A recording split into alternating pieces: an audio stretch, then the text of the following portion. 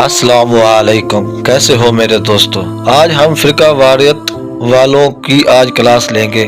Iran मुखालिफ फ़िरका परस्तों की नाकामी। पिछले 47 साल में ईरान को बदनाम करने के लिए इसके खिलाफ भरपूर प्रोपेगेंडा करने के बावजूद ईरान मुखालिफ फ़िरका परस्त फसादी ख्वारिज को हालिया ईरान इसराइल अमेरिका जंग के बाद शदीद धचका पहुंचा है। इस वक्त सूरत हाल ये है कि ईरान दुनिया की दो तस्लीम शुदा दहशत गर्द रियासतों अमेरिका और इसराइल यहूद व नसारा को सबक सिखा रहा है, लेकिन चीखें फ़िरका परस्तों की क्यों निकल रही हैं?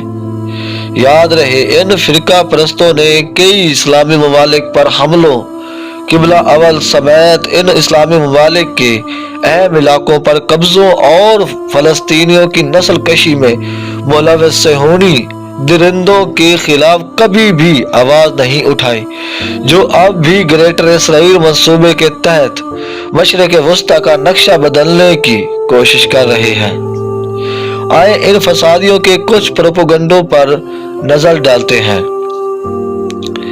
ईरान अरब ममालिक पर हमले क्यों कर रहा है? जवाब, इसलिए कि वहाँ मौजूद अमरीकी अड्डों से ईरान पर हमले हो रहे हैं। ये ममालिक अमरीकियों को लॉजिस्टिक सपोर्ट फराहम करते हैं। इसके अलावा वहाँ मौजूद रेडारों और मिसाइलों को तबाह किए बगैर इसराइल को कामयाबी से निशाना नहीं बनाया जा सकता।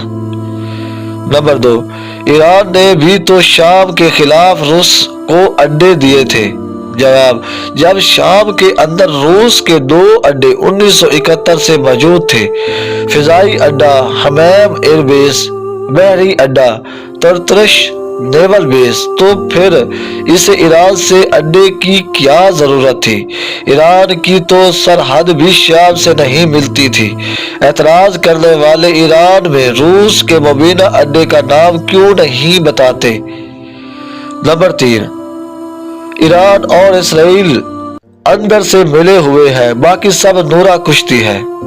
जवाब, यहूद व नसारा को अड्डे देने वाले और इब्राहिम वादे के बहाने इनसे इत्तेहाद करके मजलूम फलस्तीनियों और किबला अवल को भूल जाने वाले फ़िरका परस्तों को अच्छे लगते हैं, लेकिन इसराइल को इबरत का निशान बनाने वाले और इससे जंग में हर तरह की कुर्बानियां देने वाले अंदर से मिले हुए लगते हैं।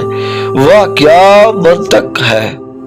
4, ईरान ने इंडिया के साथ वादा कर रखा है। जवाब, तो फिर इस पर अमल दरामद क्यों नहीं होता? न पाकिस्तान से जंग में ईरान ने भारत का साथ दिया और न ही इसराइल ने जंग में भारत ने ईरान का साथ दिया। क्या आज तक किसी ने ये मुबीना वादा देखा है? नंबर 5, ईरान अमेरिका का खुफिया इत्तेहादी रहा है। जवाब, तो फिर 47 साल से अमेरिका ने ईरान पर शदीद पाबंदियां क्यों लगाई हुई है? इनके तो आपस में सफारती तल्लुकात भी नहीं हैं। हालांकि जंग में इसराइल और अमेरिका के अड्डे में मौजूद खुफिया दिफाई तंसीबात पर ईरान के ताबड़तोड़ और बड़े पैमाने पर हमलों ने भी साबित कर दिया कि ईरान पिछले 40 सालों से यहूद व नसारा से जंग की तैयारी कर रहा था। नंबर 6, ईरानी पाकिस्तान में दहशत गर्दी में मुलव्वस है। जवाब, तो फिर किसी पाकिस्तानी हुकूमत ने आज तक ईरान से सरकारी सतह पर एहतजाज क्यों नहीं किया, जैसे अफगानिस्तान से मुसलसल करनी आई है?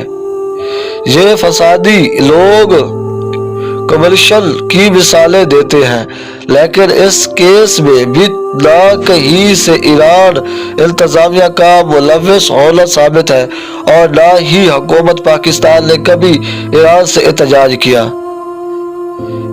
नंबर 7, ईरान सहाबा कराम की तौहीन करते हैं।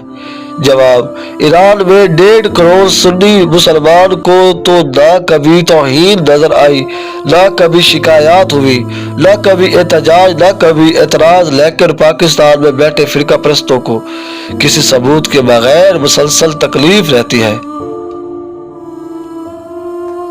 ایران نے شام میں 15 لاکھ سنیوں کو قتل کیا۔ جواب: اقوام متحدہ کے مطابق شام کی 13 سالہ خانہ جنگی میں دونوں طرف کے زیادہ سے زیادہ 6.5 لاکھ افراد مارے گئے، جن میں سے تقریباً 3.5 لاکھ شہری تھے جو حکومت افواج اور امریکہ کی دہشت گرد پروکسیز داعش اور النصرہ سے شہروں میں ہونے والی مسلح جھڑپوں کی زد میں آئے۔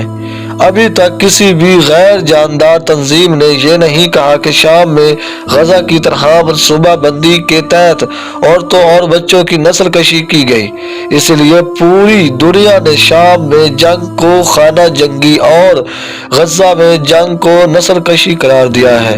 اس کے علاوہ بے گناہ شہریوں کی اموات میں ایرانیوں کا براہ راست ملوث ہونا بھی کسی طرح ثابت نہیں ہے۔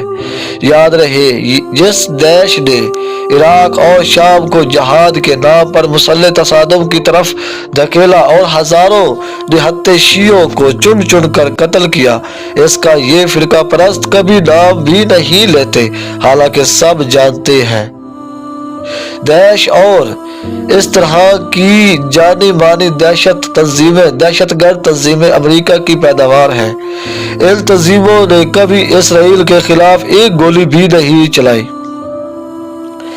ان لوگوں نے جہاد کا ڈھونگ رچا کر کھلم کھلا قتل و غارت گیری کا بازار گرم کیا اور اسلام کو بدنام کیا۔ اللہم صلی علی محمد و آل محمد۔ ہماری ویڈیو پسند آئے تو ضرور لائک کریں، شیئر کریں